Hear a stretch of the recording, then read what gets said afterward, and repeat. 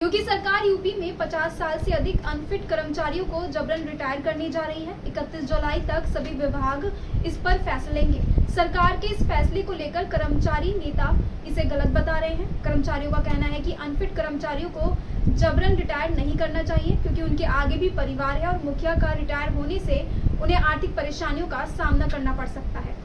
योगी सरकार यूपी में 50 साल से अधिक अनफिट कर्मचारियों को जबरन रिटायर करने जा रही है।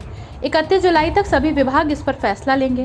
सरकार के इस फैसले को लेकर कर्मचारी नेता गलत बता रहे हैं। कर्मचारी नेता कहते हैं कि अनफिट कर्मचारियों को भी जबरन रिटायर नहीं किया जाए, जबकि उनके आगे भी परिवार है और मुखिया का रिटायर होने से उन्हें आर्थिक परेशानी का सामना करना पड़ सकता है। योगी सरकार 50 साल से अधिक अनफिट कर्मचारियों को रिटायर करने की तैयारी में है। इसको लेकर मुरादाबाद जनपद में कर्मचारी नेताओं की क्या राय, जानिए इस खबर में।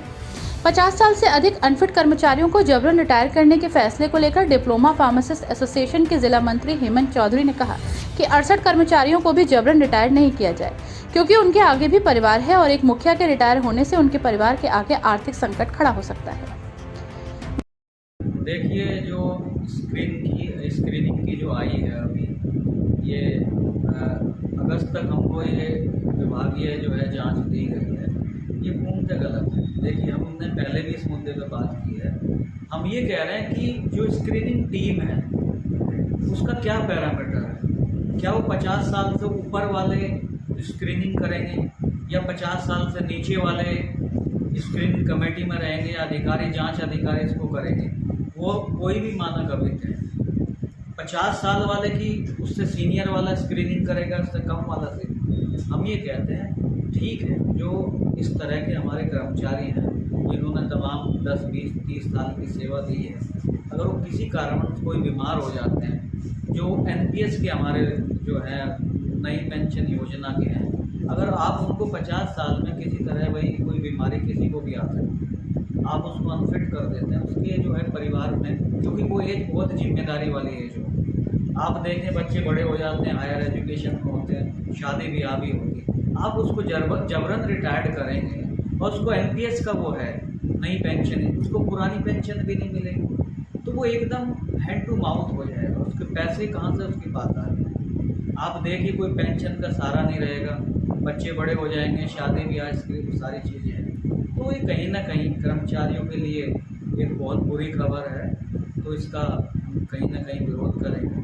तो यही सारी चीज़ें हैं। तो स्क्रीनिंग हो, हम ये नहीं कहते, पर उसका जो आगे का फ्यूचर है उसके लिए कोई व्यवस्था नहीं। वहीं डिप्लोमा फार्मासिस्ट एसोसिएशन के प्रदेश उपाध्यक्ष निश्चल भटनागर ने कहा कि एक कर्मचारी नेता होने के नाते मैं ये समझता हूँ कि ये स्टेप जो सरकार ले रही है वो बहुत ही गलत है, क्योंकि 50 साल से ऊपर ज़रूरी नहीं कि हर आदमी अनफिट हो, और हम 50 साल से ऊपर किसी की स्क्रीनिंग कराते भी हैं और किसी के भी हाथ में इस कार्यप्रणाली को सौंपा जाता है, तो इस कार्यप्रणाली को इस अधिकारी के हाथ में सौंपा जाएगा। ये सरकार जानती है अपने सारे कर्मचारियों के बारे में, अधिकारियों के बारे में, और भ्रष्टाचार की जड़ें कितनी गहरी हैं, और उन भ्रष्टाचार की जड़ों को देखते हुए कहीं ना कहीं कर्मचारियों का शोषण होने की संभावना है। तो एक कर्मचारी नेता होने के नाते ये जो स्टेप सरकार ने लिया है, ये बहुत ही गलत स्टेप है, क्योंकि 50 साल से ऊपर ये ज़रूरी नहीं है कि हर आदमी अनफिट हो, पहली बात। दूसरी बात, अगर हम 50 साल से ऊपर किसी की स्क्रीनिंग कराते भी हैं और किसी के भी हाथ में अगर इस कार्य प्रणाली को सौंपा जाता है, तो उस कार्य प्रणाली को जिस अधिकारी के हाथ में सौंपा जाएगा, ये सरकार जानती है अपने सारे कर्मचारियों के बारे में, अधिकारियों के बारे में, कि भ्रष्टाचार की जड़ें जो है कितनी गहरी है, और उन भ्रष्टाचार की जड़ों को देखते हुए कहीं ना कहीं कर्मचारी का शोषण होने की पूरी संभावना है।